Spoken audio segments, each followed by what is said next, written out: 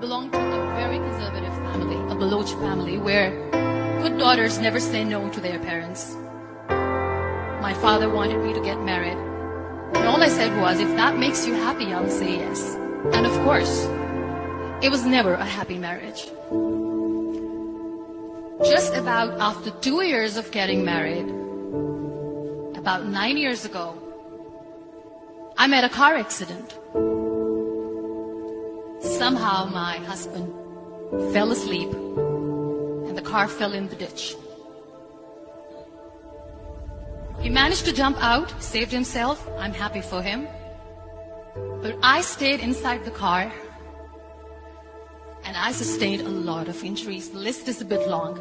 Radius ulna of my right arm were fractured. The wrist was fractured. Shoulder bone and collarbone were fractured.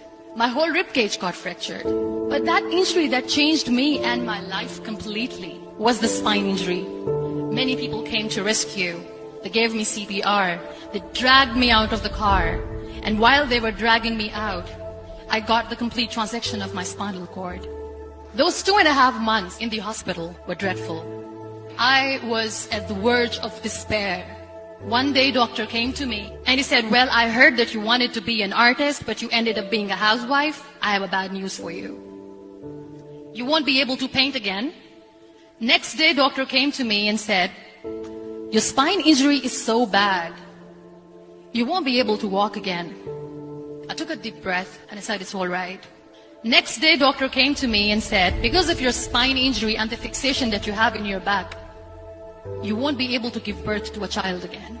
That day, I was devastated. I started to question my existence. Why am I even alive? So what kept me going was, one day I asked my brothers, I know I have a deformed hand, but I'm tired of looking at these white walls in the hospital and wearing these white scrubs. Bring me some colors, bring me some small canvas. I want to paint. So the very first painting I made was on my deathbed, where I painted for the very first time. What an amazing therapy it was. Without uttering a single word, I could paint my heart out. I could share my story. People used to come and say, what lovely painting. So much color. Nobody could see the grief in it. Only I could. And that day I decided that I'm going to live life for myself. I am not going to be that perfect person for someone. I am just going to take this moment and I will make it perfect for myself. That I'm going to fight my fears.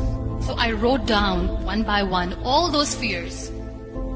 And I decided that I'm going to overcome these fears one at a time. You know what was my biggest fear? Divorce. But the day I decided that this is nothing but my fear, I liberated myself by setting him free.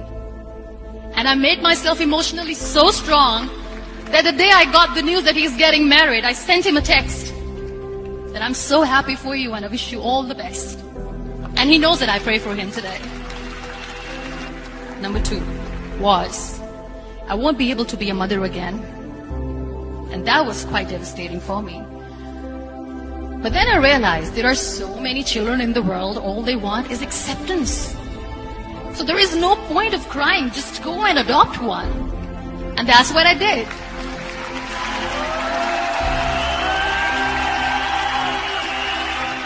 I gave my name in different organizations, different orphanages, and I waited patiently. 2 years later, I got this call from a very small city in Pakistan. I got a call and they said, are you Muniba Mazari? There is a baby boy and would you like to adopt? I could literally feel the labor pain. I said, yes, I am going to adopt him. I am coming to take him home. And that day, I was 2 days old, and today he's 6.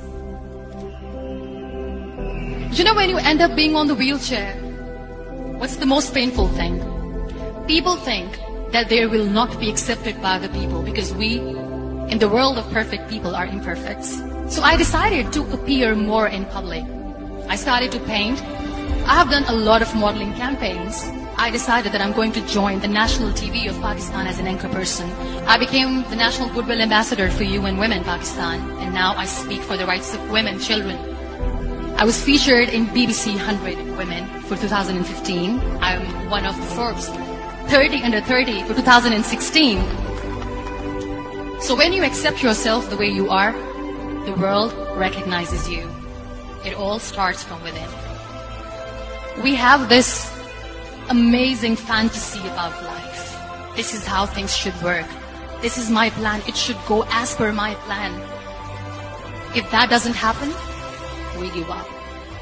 I never wanted to be on the wheelchair. Never thought of being on the wheelchair. This life is a test and a trial, and tests are never supposed to be easy. So when you are expecting ease from life, and life gives you lemons, then you make the lemonade, and then do not blame life for that. It is okay to be scared. It is okay to cry. Everything is okay, but giving up should not be an option.